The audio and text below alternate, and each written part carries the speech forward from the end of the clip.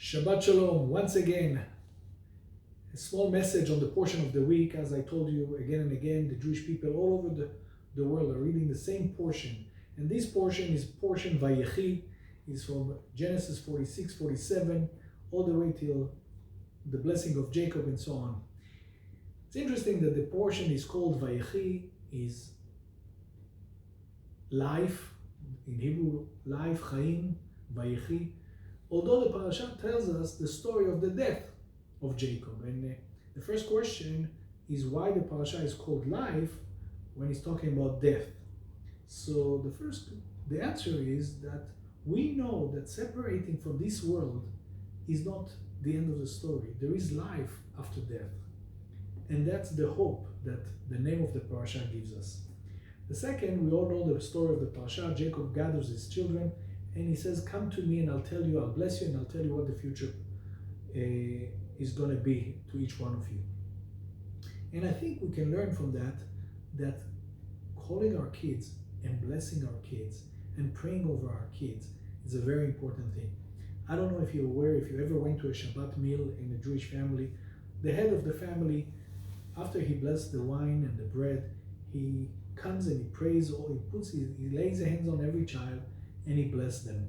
And I want to encourage you to really do that, to encourage and to bless your kids and to pray for them, even if they're not walking with the Lord. Put your hands upon them, tell them, listen, I want to pray with you. There is power in our prayers.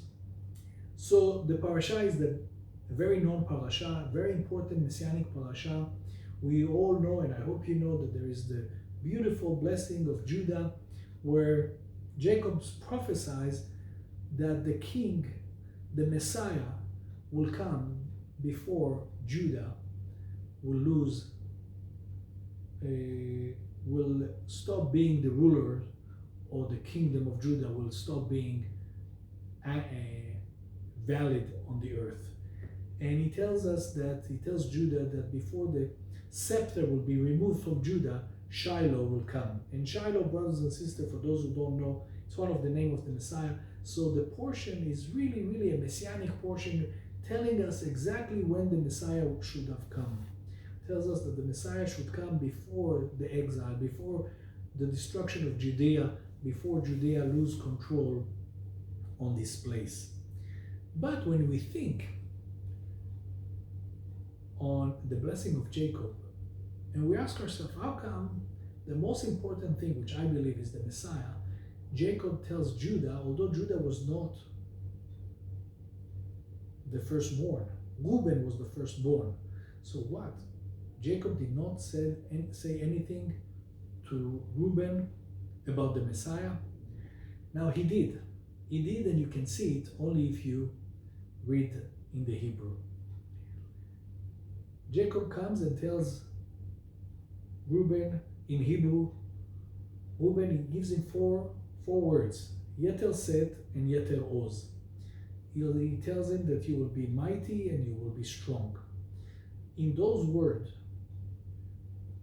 in Hebrew, Yeter Set and Yeter Oz, the first letter of every word, if you put those four letters, it gives you the name of Yeshua. So it's Yud, Shin, Vav, Ain. I don't know if you can see, but it's Yud, Shin, Vav, Ain, which gives us the name of Yeshua. So we see that in the blessing of Reuben already, there is a huge hint about the Messiah. Another very important thing is that we can see in the portion of the week and should encourage each one of us is once Jacob dies, the brothers, the Torah portion tells us that the brothers are very concerned. They say, our father Jacob is dead. Now it's time for Joseph to revenge. Now Joseph is going to pay us back on what we did. And we said that before, that Joseph is a picture of the Messiah.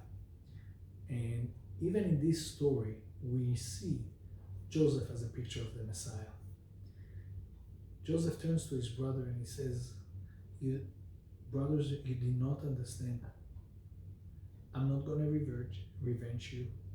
the thing was forgiven. I'm here because it was the plan of God for salvation for the children of Jacob. And it's the same thing with us.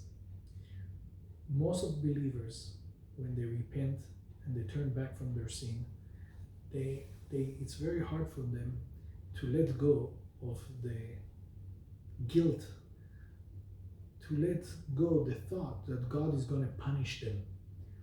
In Joseph, he tells his brothers, no, not only I'm not going to punish you, I'm going to take care of you, and I'm going to take care of your well-being. And brothers and sisters, it's very important for us as believers not to look back on the things that we did in the past. We're forgiven, and God is promising us through the word of Joseph that he forgave us and he's going to take care of our well-being.